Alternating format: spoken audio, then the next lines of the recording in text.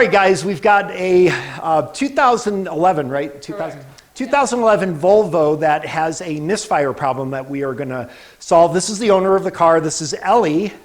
So Ellie is actually, if you saw the video with my friend Bob where we did the work on his Prowler to get it ready for the car show, Ellie is Bob's better half. And, thank you. And I heard he got like dead last place in that car show. Well, I wouldn't say dead last. But I think your car actually did better. Yeah, it did do better. Yes, yeah, exactly. poor Bob. I wish Bob could be here so we could have more fun, but we do have to get, Ellie's got a little bit of an issue with this car that's been ongoing. Let's take a look at the car first. So this also is actually a really nice ride. This is a hardtop convertible version of the Volvo. I believe it's a C70. Is it a C70? It is. Okay. 5-cylinder engine, as many of these Volvos do. And let's take a look at the complaint. And also, there's a little bit of a history here. Ellie, do you want to describe the problem that you're having just a little bit? Sure, it's not all the time. For instance, like last night, well, when we left yesterday, after you fixed it. Yeah, we'll get to that. Yeah, and anyway, it happened. Thought I fixed it. Yeah, it happened more than not, and it seems like it's like missing, like it's trying to get into a different gear. So as Ellie indicated, the car was here yesterday, and I didn't film it or anything at the time because I just thought it was going to be too basic. The car was running perfectly fine. There were no issues. And like she said, it is intermittent. While I was looking to find what the issue could be, all of a sudden the issue started happening while the car was idling right here. The issue was a clear, steady, dead misfire. Now stuff is showing up on the scan tool. My misfire counter is going through the roof. And you could tell it was a dead single-cylinder misfire. So what I did was I started unplugging coils one at a time. And I believe it's coil number 2, where when I disconnected coil number 2, there was absolutely no change in the behavior of the engine. You guys know the drill here. We've showed this 1,000 times.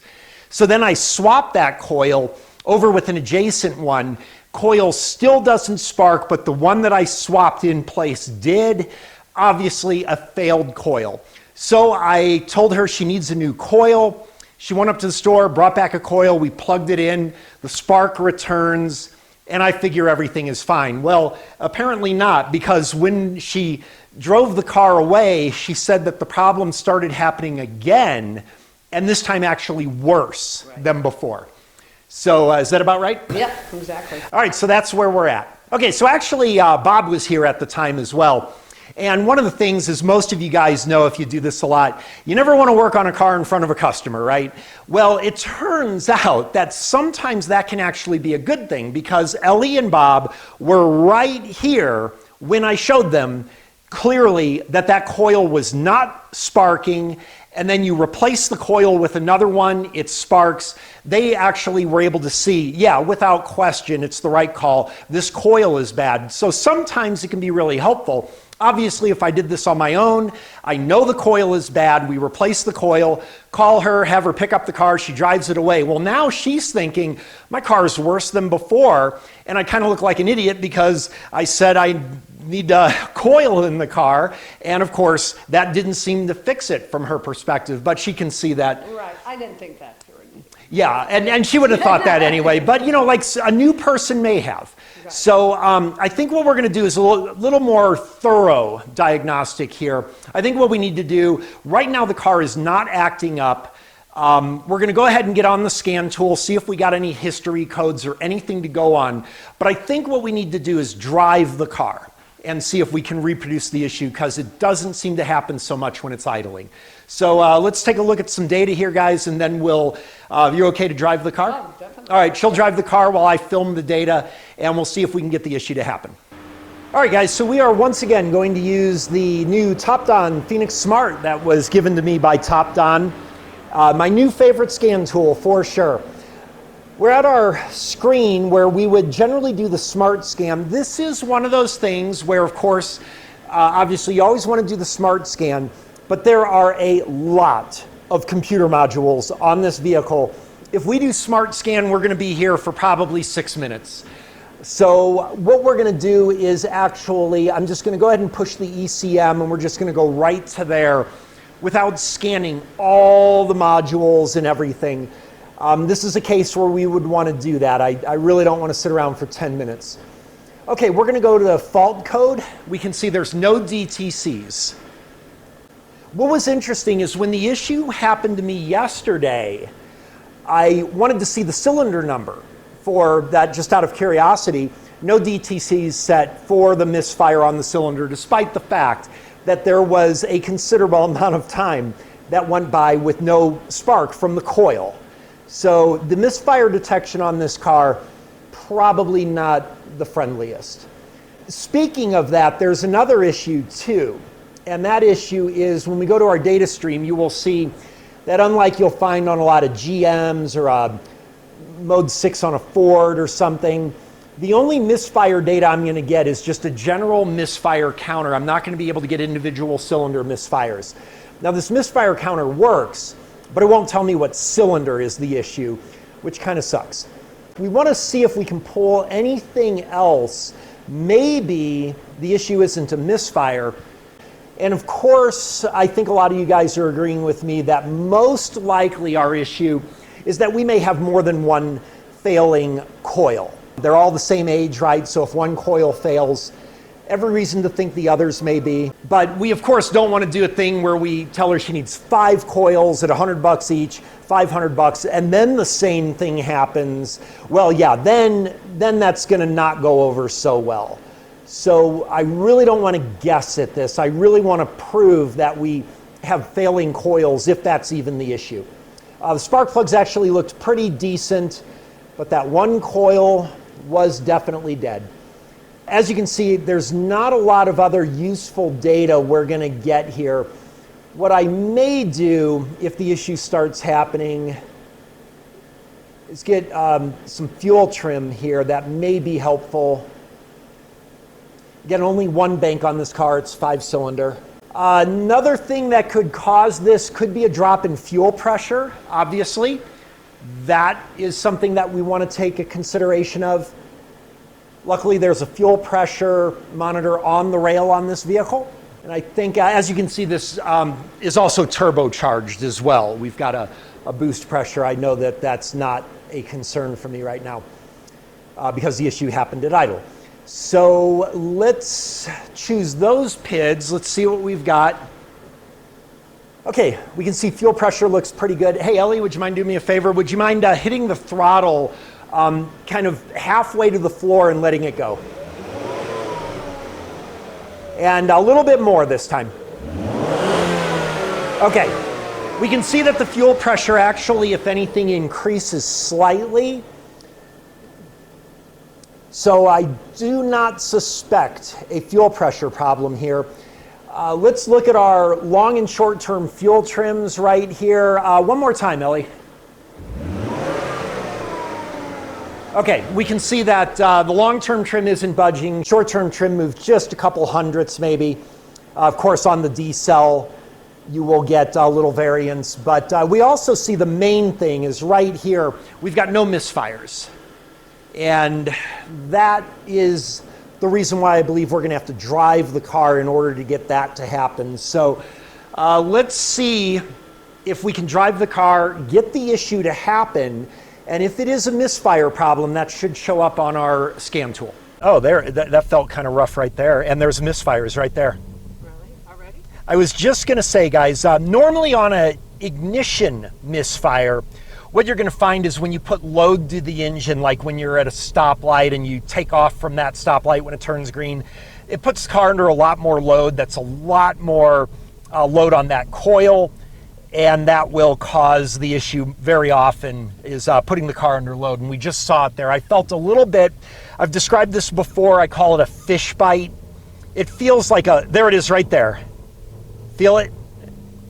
Now, I don't see the misfires showing on that.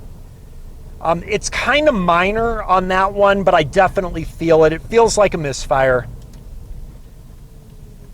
The earlier one was worse, and it was able to catch the misfire. The way that the misfire counter works, it notices a little bit of a reduction in the crankshaft speed. That reduction in crankshaft speed is because you misfired that cylinder, so you don't have that push down on the piston on that particular cylinder rotation, slows down the crankshaft sensor detects that.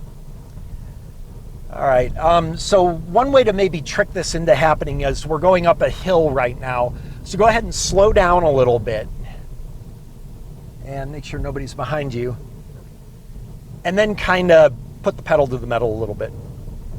Yeah, like that. It's stumbling, and there's our misfires right there. Okay, perfect. You can slow down and make a right. This is a misfire issue. You see 6 misfires in that particular session of acceleration. And do you know how to get back to my house? Oh, okay. Yep, that's fine. And there's misfires right there. But again, those are a little more minor. They're not enough that we detect the crankshaft speed. You're going to make a right here. Yeah. This is definitely a misfire issue. Also, if you noticed, guys, during that time, the fuel pressure maintained. Ooh, misfiring again. Yeah, it's running kind of rough. I will say the misfire detection on this is pretty bad. We can see our long-term and short-term trims really don't seem to reflect the misfires very much. It's not, I believe, a complete misfire, but I think it's just an imbalance where it's not firing as efficiently as a healthy cylinder would. All right, go ahead and make a left into there, and then guys, we're gonna pull into the driveway and we're gonna go after a misfire. All right, Ellie did a good job there, I think. Definitely helped us to narrow down that we have a misfire issue for sure here. I am going to go ahead and target right onto the ignition system, since that is the most likely cause of our problem, since we had a definitive bad ignition coil yesterday. I'm thinking the other coils either aren't up to snuff. Maybe I made it worse because now we've got one good, really strong coil and then 4 weak coils that's also possibly contributing to an imbalance effect here. So let's go ahead and get to the ignition coils. All right, so we want to also consider some other possibilities. We've got variable valve timing on this car. Timing could, of course, be a consideration. Actually, about 4 years ago, I did the timing belt on this car, the replacement, and my sticker is actually still on there. Timing belt looks in good condition still and everything, but definitely a timing problem could be a potential consideration here. Really not looking too much at a fuel problem. Fuel trims look good. Really thinking this is going to be ignition related. And of course, if we need new coils, we're going to do the plugs too. Very often, worn spark plugs or high resistance in the spark plugs cause the coil to work harder. You get an earlier failure, so we always want to replace the spark plugs. And in the case if there's spark plug wires, which this doesn't have, this has a COP, coil on plug system. But if you got spark plug wires, you want to replace those too if you diagnose a bad coil. High resistance in the spark plug wires, again, makes that coil work a lot harder. All right, we see we've got, it was actually number 2, where initially it was misfiring. We've got our new coil here, obviously. That's in number 3, and that was just because of some switching around I was doing to prove conclusively that we had a failed coil earlier. But initially it was number 2. It would have been nice if we had a cylinder identification on our misfire, which most cars have, because remember, the car knows full well which cylinder is about to fire, so we can correlate that with that reduction in the crankshaft speed detected by the crankshaft position sensor.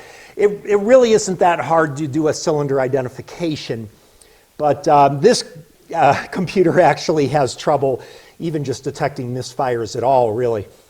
Not the best misfire detection. And I can already see the comments if we end up replacing the other 4 coils and all the spark plugs. Oh man, I would have replaced plugs and coils without having to do all this diagnostic stuff and everything. Well, yeah, then it probably will end up fixing it. The difference is we will know 100% that that's the issue. It would be about $500 to do that. And if we end up guessing wrong, well then Ellie and Bob won't be my friends as much anymore, will they? So we do want to, if we end up doing just plugs and wires, we want to make sure we know that that is going to absolutely fix this car. Right now, it's just an indication. Now, one thing I am thinking is with this brand new coil, we do have a positive control that we can compare the other coil outputs to and make this really easy and quantitative. So I kind of think I want to go in that direction and take advantage of the fact that we do have a new coil here. Right now the engine idles pretty good, so this may not be totally definitive, but let's see if we can get any kind of indication. Okay, there's obviously a lot of ways we can do this. One real basic kind of hack way, of course, and maybe we'll do this, is to just very simply remove the coils and check your spark gap. That jumps to a test light, and that can give you a pretty good idea of the load. It's a big difference, though, with compression in the engine, which does add to the labor that a coil has to do to create a spark. It's a lot harder to do that in a compression environment, in a high pressure environment, than just an atmospheric. But that is a valid way that we can compare, especially the spark jump from a good coil to the bad coils. But I just wanted to show you a couple of things here. What we're going to do is a way that would make this very easy. If these coils were not just nice and available right here, what if these were under the intake manifold? In that case, I usually use these capacitive probes because you can reach under the intake manifold or in tight spaces. This is a new one that I got from Picoscope. This is a more flexible one here to kind of get around. But another thing that I wanted to mention this is those of you guys that are familiar with this technology, this is kind of a dying technology now. One of the things that newer cars I've noticed started doing is they have shielded coils. I believe a lot of that is to prevent electromagnetic interference on other circuits. So you will find that your capacitive probes actually will not work on a lot of newer cars that have the coil on plug. Hopefully we can still do it on this one though. All right, so we're gonna set up some parameters here. I'll go ahead and show these to you. Okay, so the most important thing, of course, we're gonna need is a trigger. Otherwise, these are gonna be so quick, we're just gonna see them flash across the screen. 20 millisecond time frame usually is what I start with. I'd like to increase my resolution up a bit, won't really make a difference. And we can start, I think a 1 volt scale might be a little bit low. We'll go to a 2 volt, and this will be a pretty good starting point for us. So let's go ahead and start the engine and see what this ignition waveform looks like. All right, and of course the engine is running perfectly fine. Oh, by the way, I forgot to show you, I did check for codes. We tallied all those misfires during our test drive, no codes. All right, we're gonna get on our coil here. This is nowhere near as accurate as measuring the amperage or voltage from your signals to your coil. We may do that if we need more. And there is an ignition signal right there. Right there. Okay, so I think we need a little bit shorter of a time frame. Let's drag that out a bit. A pretty quick spark on this car. I think that's pretty good there. We can see we're fully up to our 2 volt scale actually, so we're going to increase to 5 volts, get an idea of our relative peak of our firing line. Okay, so let's look at that. That's our good coil, that's a brand new coil. This is a older coil. Old, looks exactly the same. Here's another older coil. Looks pretty much the same. All right, another older coil. We're on number 4 here. Now you notice on this one, the firing line is a lot lower. The firing line is right where my trigger is set, the little yellow dot. And in general, we've got a lot lower firing line there. Let's go over to number 5. A little bit higher firing line there in general. Let's go back to number 4. Yeah, number 4, we can see definitely a lower firing line voltage. That could be indication possibly of something like shorted coil. Could also be a compression issue. If there's less compression in that cylinder, well, we would need less voltage there. That would drop your firing line accordingly. So there is definitely some concern on that number 4 based just on that.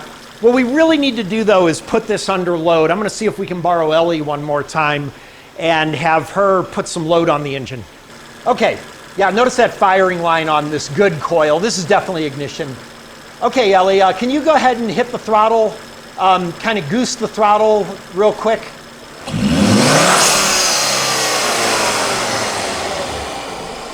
All right, go ahead and do it one more time.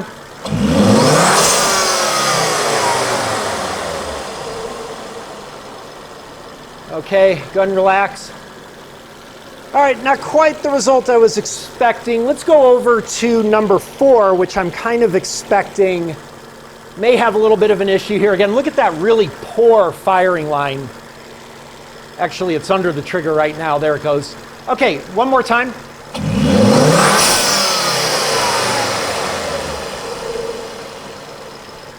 Okay, yeah, it's not really showing much of a difference under load like I would expect.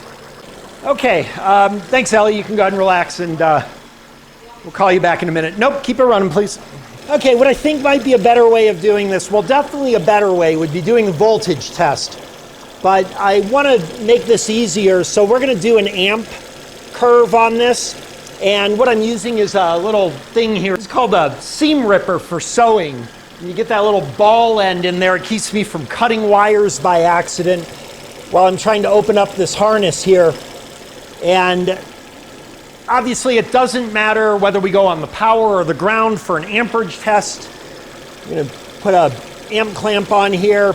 Just going to go around the ground. It doesn't matter. You can do the power. Amperage is the same on both sides of the circuit, unlike voltage. We actually have an amperage signal. I'm going to put this up on channel A. All right, really, really nice amperage signal. Let's see if we can bring that out a bit, like that. Excellent. Kind of looks like a shark's fin, a little bit there. This is our counter electromotive force. We've talked about this on my paid content channel. Long build up of amperage as we're going through that coil as our dwell time is connected. Shut off the coil, and when you shut off the coil, we now lose that electromagnetic field. It collapses, generating that voltage spike, which I think I can put up on channel B for you guys, actually. Yeah, let's put channel B up here and see if we can coordinate voltage. Yep, see our voltage spike there where our spark line intersects with where our amperage turns off. We see also the coil turned on at kind of the beginning of the hill there. So it totally lines up. All right, don't think we're going to need that right now. We might come back to that. Let's take a look at our amp curve here. This is our healthy brand new coil, number 3. I've actually got it calibrated. We can see about 7 amps.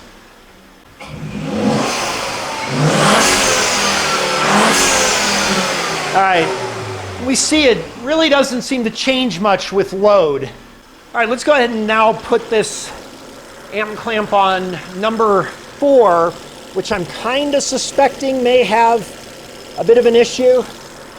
All right, looks like we've got a little bit of a lower amperage there, don't we? We need to measure.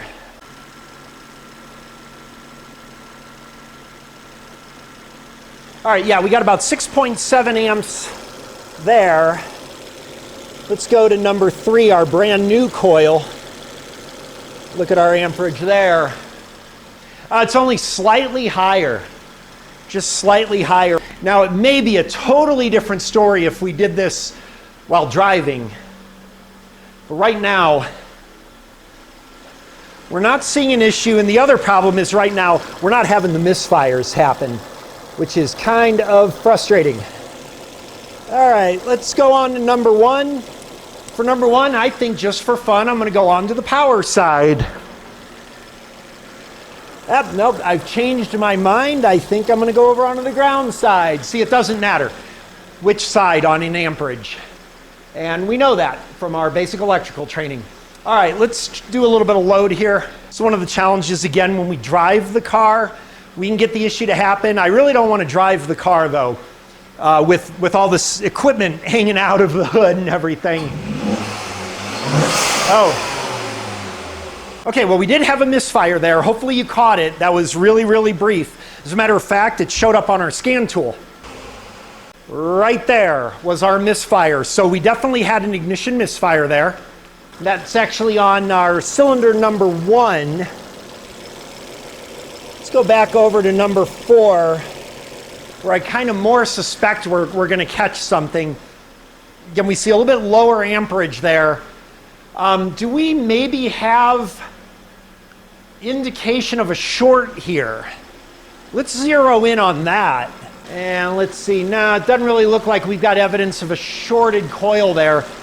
Let's compare that to number 3, our good coil, just to be sure. No, doesn't look like it, at least this time. Again, little slight amperage change there.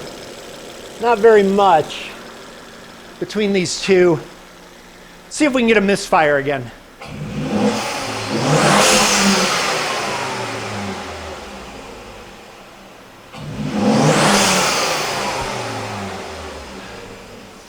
Okay, well, I can't seem to get one to happen again. Let's look at our scan tool.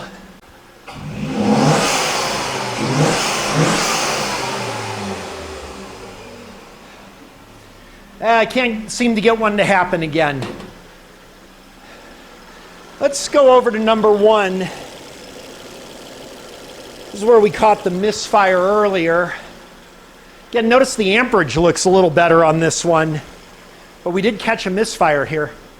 Okay, can't really get the misfires to happen, so I think what we're going to do, since we can't really drive the car, we're going to try to do a brake torque. So I'm going to put the car in drive while holding the brake with my left foot, give it gas with the right foot, put the engine under load. There's misfires right there on my counter. Not on that cylinder though, but I'm able to induce some misfires. Hang on. All right, we had a misfire show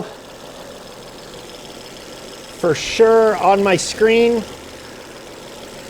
Gonna go over to number 4 here. Let's brake torque again.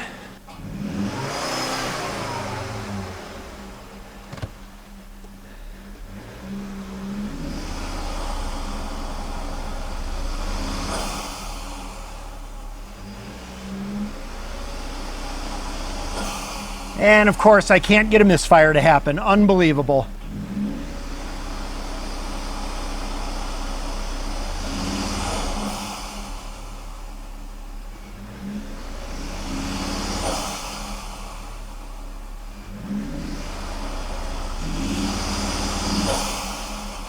Yeah, I can't get a misfire to happen.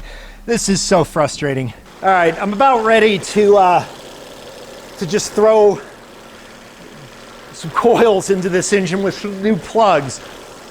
It's so inconsistent. We caught a misfire. We saw it on the screen. It was an ignition misfire. I believe we've got enough evidence to go forward personally, but I think what I want to do is do a spark jump test. We're going to just go low tech on this, and we may actually get more consistency with that than we are trying to get the coil to misbehave. So let me go ahead and set that up. We're going to take off this good coil. This is known good. Again, this is really only a helpful test because we have something to compare to. All right, we're going to be real careful not to get shocked here. Keep that test light close to the spark. You can hear the spark happening. That was not happening yesterday. Going to take this thing out. All right, look at that spark jump. It's like about 1.5 inches. That was our new coil, so we see what a spark looks like on a new, healthy coil. Now let's take a look at number 4 here. All right, again, you don't want to get shocked here. Keep that test light closer to the spark than your hand is.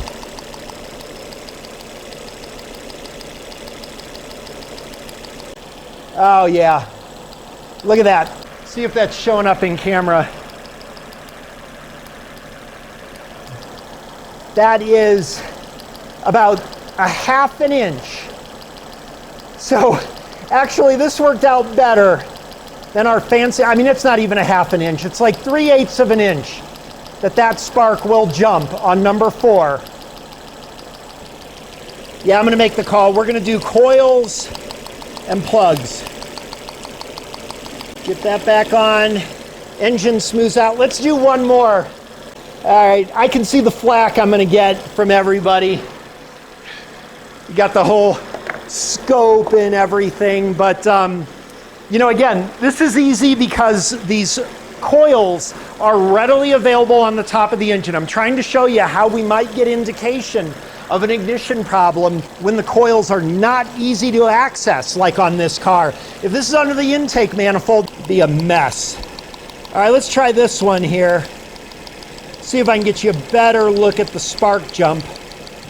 All right, hopefully that shows up on camera. I will tell you this has far better spark jump than number 4 did, but still not even nearly as close as our brand new coil number 3, not even nearly as close. This is probably about ½ an inch, I would say. Not very strong at all. We are gonna replace coils and plugs and this car is gonna be fixed. I'm confident of that. And I actually would have been confident of it if we didn't do this particular test. We're gonna do one more here. Let's go over to number 5. All right, again, really careful here. Really best to turn the engine off. But I'm just gonna take my chances because it's kind of fun. By the way, we can see our misfires tallying up on our scan tool, by the way. This coil has a really healthy spark. Look at that gap, that's about an inch. Just about an inch. Still not as much as the new coil, but there is a lot of variations between these coils in their ability to jump a significant gap. That's actually pretty healthy. But we're gonna replace that coil too. Let's go back one more time to number 3. This is our known good healthy one. Again, this would not be a really good test if we didn't have a known good to compare to, whereas we were able to definitely detect an ignition misfire using our more technological equipment. This is really only helpful because we've already replaced a coil. So that's why I really don't like doing this. Okay, back to number 3 here. See if we can give you an angle to show the length of the spark jump there. That is a long spark jump. Very healthy. It goes about 1.5 inches. Easily 35% more than the next best one. And it is probably 80% more than that number 4 that I'm concerned about. All right, we are done. Ignition problem, coils and plugs. The difference here is that unlike a lot of places, if we replace the coils and plugs on this and this car still isn't fixed, it still has the misfire, I have to pay for those coils and plugs. You saw that Ellie is right here. You saw this on video. I'm not going to do the thing, well, you needed them anyway, No, I would have made the wrong call. This is the right call. Coils and plugs will fix this car. All right, guys, just a quick update here. It's actually the next morning now because we couldn't find a place that had 4 coils. We wanted to keep them the same brand, of course. So friends at O'Reilly's came through. They are going to get me 4 coils in about an hour from now. It's a little bit pressed on time because I've got to get to the airport for a business trip in a few hours. So we're going to try to squeeze this out. So sorry if this is a little abrupt on the ending, but I'm just going to get those coils. We're going to pop them in. We're going to test drive the car with the scan tool, make sure the problem's gone, and end this video. So Ellie's on her way over this morning right now. Hopefully I'll have this car ready to go by then. All right, all new coils and plugs, so better be right about this. And of course, if I didn't have a business trip in a couple hours, I would definitely do even a couple more things than this. I would check the spark on each one the way we did with the test light to make sure that our gaps were equal and everything, just to have that added certainty. But right now, we just have to go on the fact that we've seen, actually literally caught live, an ignition misfire on the scope. We've seen, through our low-tech method, variance in the gaps that can be jumped. So the evidence is overwhelming. This is going to fix it. We're just going to put this together and go right for the test drive. But normally I would actually be even a little more thorough than this. Okay, Ellie is trying to find a way up here. In the sake of time, I'm just going to go ahead and test drive this. All right, driving along here out of the neighborhood, feels pretty good. Let's check our misfires. No misfires. We're gonna go up to this street here where we really lit up the misfires under load. Going up a hill with the pedal down, if you've got an ignition issue, weak coils, anything like that, cracked spark plug insulation, that's gonna exploit it. Let's let this guy get up a little bit ahead of us. All right, if we still have an issue, we should see it here. I'm gonna go ahead and put pedal to the metal. And it shifts perfectly fine. And this car is actually fairly fast. Yeah, it's perfectly smooth. All right, we're gonna try that again. Got a little more hill here. Gonna relax for a second and then pedal to the metal. It shifts and it speeds up really fast. That felt really good to me.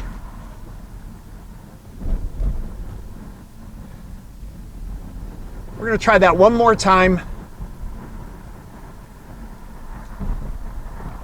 All right, we got a big hill here, actually, that we're going down. So I'll come back when we come up this hill. We'll give that another try. Let's take a look at our misfire counter. Misfires still 0, not one misfire during all that heavy load. I'm gonna say this car is fixed. All right, we're gonna make a turnaround here real quick, coming down this hill. I can tell you braking, going down the hill, I feel a lot of vibration in the steering wheel. You hear, whenever you go over bumps like that, you hear some clattering. So we still got some work to do on this car. Let's see if we can get a break here and get up this hill. Misfire counter still 0. All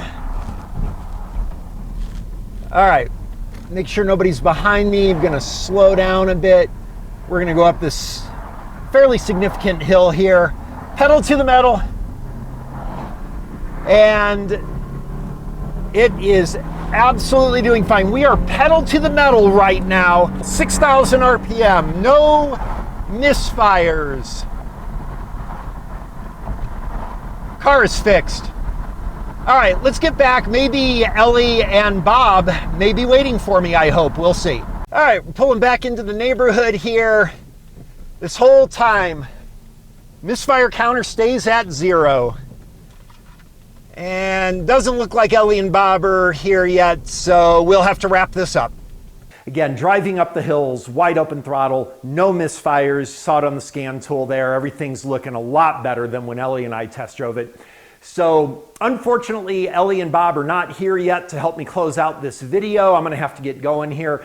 So I'm gonna leave the key with Vicky and they'll be able to pick up the car and hopefully this will be resolved, but still some other things on that car I noticed that need some work. So, all right, thanks for watching. I hope you found this helpful. We will see you next time.